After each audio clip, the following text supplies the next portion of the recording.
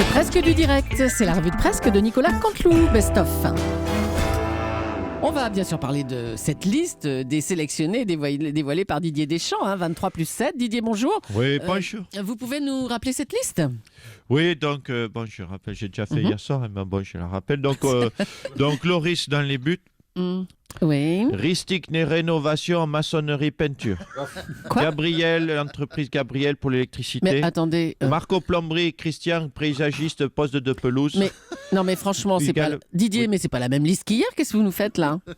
Oui, très bonne analyse de Julie, qui écoute le texte, c'est parfait. Non, parce qu'entre-temps, je vais vous dire une chose, on a fait un point là, par rapport à hier soir, sur l'avancement des stades au Brésil. Bon, c'est pas que des footballeurs qu'il faut emmener sur place, c'est aussi des gars qu'il faut pour finir les travaux. Ah, pour finir les travaux, mais d'accord. Le ciel s'assombrit à droite, c'est une bombe judiciaire et politique qui a été lâchée hier avec cette affaire de fausses factures pour financer la campagne de Nicolas Sarkozy. Un jour un emmerde. C'est pas un jour un destin, c'est un jour un emmerde. Bon, on va parler de vos soucis avec la justice, monsieur Sarkozy. Bon, ah oui, d'accord. Non, je sais pas. C'est une spéciale, alors on est ensemble jusque 23h. C'est ça. On va parler de maison de justice. Donc je suis en garde à vue à Europe 1, c'est ça. Qu'est-ce qu'on fait tout de suite, vous m'enlevez mes lacets, je suppose. Mais non. On va juste tenter d'y voir plus clair. Alors, Isabelle Balkany. Je vous écoute, je suis tout oui. Isabelle Balkany a été à toutes les questions. A été mise en examen. Donc votre amie, elle a été mise en examen pour blanchiment de fraude fiscale. Un petit mot peut-être sur Isabelle Balkany ? Écoutez, Isabelle Bulgari, je ne connais pas cette Isabelle Bulgari. Pourquoi vous m'invitez, moi ? Vous ne voulez pas plutôt qu'on parle de la défaite historique, il faut bien le dire, historique de la gauche. Non, écoutez, c'est Monsieur Tsoto l'a dit, c'est un séisme, un tremblement de terre. Oui, non, mais attendez, c'est pas Isabelle Bulgari d'abord, c'est Isabelle Balkany, la femme de votre meilleur ami Patrick Balkany. C'est pas votre ami d'enfance, Patrick Balkany ? Oui, écoutez, peut-être. Ça me dit vraiment quelque chose, ce nom. Il y avait peut-être un type qui s'appelait Balkany dans mon école quand j'étais au collège ou en primaire. D'ailleurs, ils sont devenus quoi, ces gens-là ? Oui, c'est ça. Les faites pas l'innocent. Notre président a tenu à féliciter les joueurs. François Hollande, bonjour. Oui, bonjour. Vous l'avez dit, je souhaitais, féliciter les joueurs, nos compatriotes français qui se sont engagés dans ce combat sportif. Les joueurs pour cette magnifique victoire. Et je le ferai d'ailleurs, je les féliciterai à chaque victoire. Oui, heureusement, oui. Je vous en prie. Pardon. Ces commentaires entre les lignes. Je reprends. Je féliciterai nos joueurs à chaque victoire parce que je suis un amateur de football.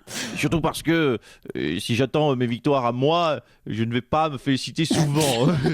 Permettez-moi de m'auto-vanner. On vous sent très proche de cette équipe, monsieur Hollande.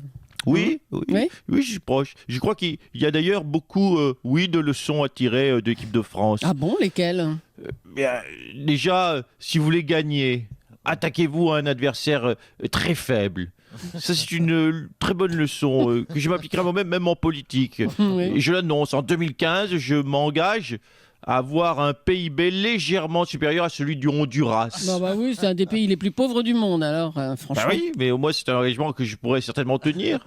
Je suis une équipe de foot aussi les plus nulles du monde, mais ça a eu l'air de suffire à tous nos compatriotes et à tous les supporters français. Oui, monsieur Hollande, merci et bravo. Europe 1, c'est presque du direct, Nicolas Canteloup. Le JDD révèle un bout de l'enquête, et c'est accablant. Compte bancaire en Suisse, à Singapour, une sublime villa dans les Caraïbes, un palais princier à Marrakech. Le tout avec un simple salaire de maire. Patrick Balkany est votre meilleur ami. Vous êtes forcément allé dans son palais au Maroc, non ? Son riad. Ah, d'accord. Balkany. Balkany, le Qatari, d'accord, le prince Sheikh Mohamed Al-Khani. Oui, mais bien sûr que je suis allé dans son riad, c'est beau, mais écoutez, j'ai pas fait attention. Bon, revenons à l'essentiel, la défaite de la gauche. Non, d'abord, il n'est pas prince, Balkany, pas du tout, il est maire de Levallois, Patrick. Patrick, votre ami. Oui. Balkany ? Oui. Ah, mais vous parlez de Patrick Balkany ? Eh ben oui. Non. Balkany malhonnête. Alors là, je vais vous dire, je tombe de la commode. Non, on dit je tombe de l'armoire. Oui, mais moi, j'arrive pas à grimper jusqu'à l'armoire, donc je grimpe sur une commode. Je tombe de la commode. Je vous me sciez les cannes, je tombe de la commode. Un mot de cette déclaration qui fait le buzz sur le site de Jean-Marc Morandini. Arthur, Jean-Marc, Arthur affirme qu'Europe 1 le voulait lui pour remplacer Laurent Ruquier. Bonjour Arthur. Ouais, salut, ça va le morning? Oui, Tu ça sais va. qu'on a failli bosser ensemble sur cette belle station européenne. Ah bah oui, ça aurait été votre retour, parce que on a déjà bossé ensemble. Arthur, pas très sympa quand même comme déclaration vis-à-vis de Cyril Hanouna. Vous sous-entendez que vous étiez le premier choix en gros, c'est Voilà, ça? c'est ça. Alors, c'est vrai que ça pourrait manquer d'élégance, mais comme Cyril Hanouna est un ami, voilà, je voulais qu'il sache que je lui avais gentiment laissé la place. C'est cadeau, mon Cyril. Voilà. Moi, bon, quand j'ai refusé, Europe 1 a demandé à Nagui de prendre le créneau. Nagui a dit non, et du coup, Europe 1 a immédiatement, bien sûr, appelé... Cyril Hanouna. Non, ils ont appelé Vincent Lagaffe. Oh non, arrêtez, mais enfin, Arthur. Qui a décliné aussi. Bon, mais ils ont rebondi tout de suite en appelant Tex qui était pas libre. Oh là là. Non, Alors non. là, bon, bien sûr, là, du coup, Bah, ils ont appelé Cyril Hanouna. Ah non. Ils ont demandé à Fabrice de la classe. Oh non, ça va. Mais ça n'a pas fonctionné.